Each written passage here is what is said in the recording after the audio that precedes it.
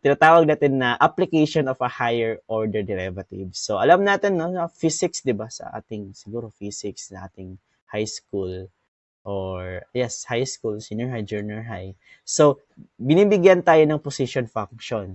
For example, sabihin ng ating problem na what is the position of a car if its position function is t squared plus t plus 1?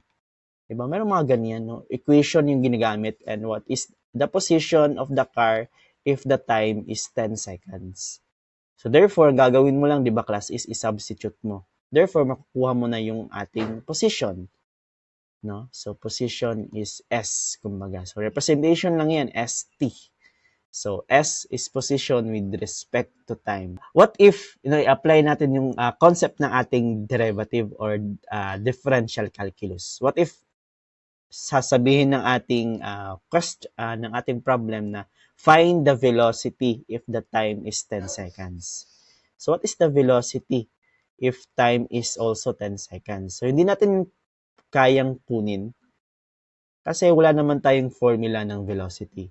But given alam natin yung concept ng derivation, no? As we all know, no, parati itong true ha, that velocity function is always the derivative of the position function. So therefore, if meron kang position na formula, ang gagawin mo lang po is to derive that position function. Magkakaroon na po tayo ng formula ng velocity function. So therefore, i-derive mo lang to, 'di ba? Magiging 2t, 'di ba? Plus 1. 'Di ba? That is the formula for our velocity. Therefore, i-substitute na natin si 10 dito na formula, makukuha na natin si velocity at that certain time. What if ang hinahanap naman natin is acceleration? Diba? That is the representation. What is the acceleration of the car given that time is equivalent to 10? So, hindi natin yan makukuha if hindi natin alam yung concept ng differential calculus. So, makukuha natin yan siya if we know that our acceleration function is just the derivative of our velocity function or the second derivative of our position. Ibig sabihin, twice mong i-derive si position, that is the formula for acceleration.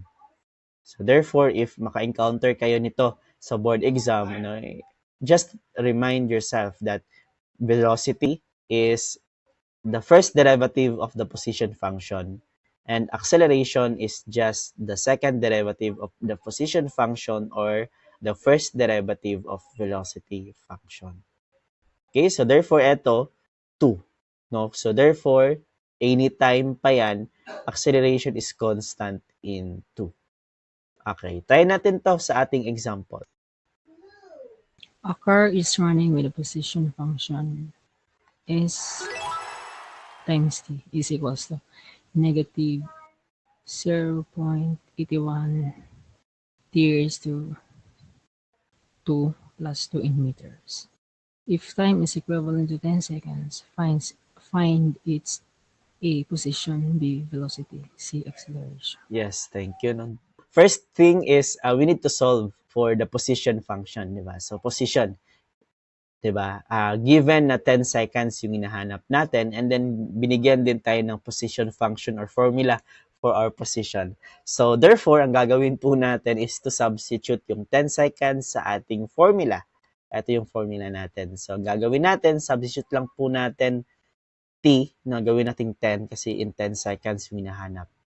Okay? So calculator, paki-calculate po. What is our answer for this one?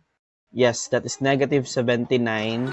Diba? So, lagyan natin ng unit meters kasi in meters daw yung ating position. So, therefore, sa exam quizzes and sit work, if wala kayong unit, mali po kayo. Okay? So, kasi, value talaga yung hinahanap natin. So, negative 79 meters. Anong ibig sabihin, sir, ng negative 79? So, therefore, if we have a line, ayan, so, from 0, ito yung starting point niya. So, imbes na pumunta siya to the right, pumunta siya to the left, di ba?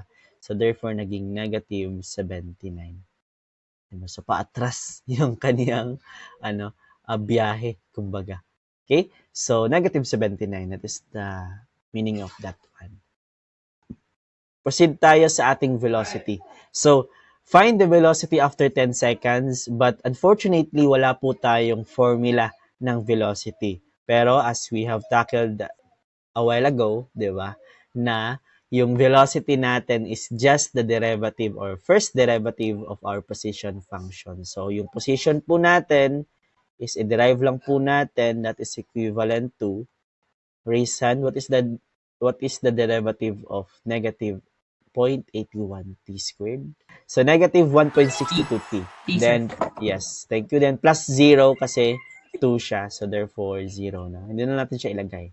So, therefore, ayan po siya, negative 1.62 t. So, therefore, that is the formula for velocity. We are now ready to find the velocity after 10 seconds. Substitute po natin yung 10. And then, raise hand po. What is our answer for this one?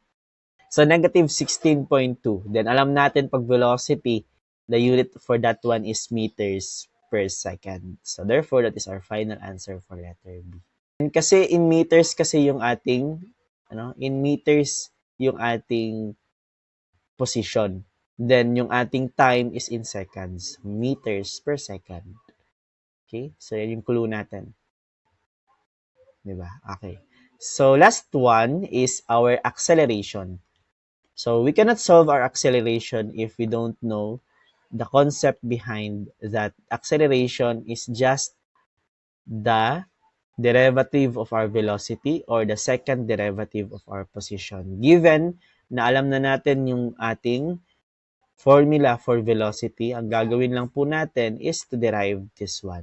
So, what is the derivative of negative 1.62t? Anyone? Raise hand. 1.62. Wala lang t. Okay? So, therefore, thank you. That is our answer. Acceleration is equivalent to negative 1.62. Then, substitute po natin yung 10 seconds. Take note na wala na tayong variable dito. Therefore, ang ibig sabihin po niyan, kahit anong oras pa yung ating ibibigay, kahit anong oras pa, 10 seconds, 20 seconds, our acceleration, that is wrong ha. Ayan, ayan siya. Typo lang. Is equivalent to negative 1.62 meters per second squared. So, take note, pag walang unit yung answer ninyo, sa quiz, sitwork, or exam, mali po siya. So, dapat merong unit, meters per second squared. So, for example, this is in feet, then this is in minutes. So, ibahin mo lang to. Gawin mong feet per minute, feet per minute squared. Okay? Understood? I think na madali lang man din siya. Mamunang property ni acceleration. If you have tackled this one sa ating senior high, acceleration is gaano kabilis yung pag-angat ng ating velocity. So that is meter per second per second. Diba? Meter per second per second. So gaano kabilis na tumataas or bumababa yung ating velocity. So, meter per second is meter per second squared. Okay? So, parang gravity. Diba? Gravity is 9.81 meter per second squared. So, therefore, every second, pabilis na pabilis yung pagkahulog mo sa isang tao. Layay ka. Lahi naman po na. So, yan yung acceleration. Pabilis ng pabilis yung ating velocity. Okay? So, ganun lang kasimple. Okay, so, dapat per second squared tayo pag acceleration. Pag velocity is walang squared. So, I think that's it, no? Sabi ko kanina, medyo madali lang yung ating last topic.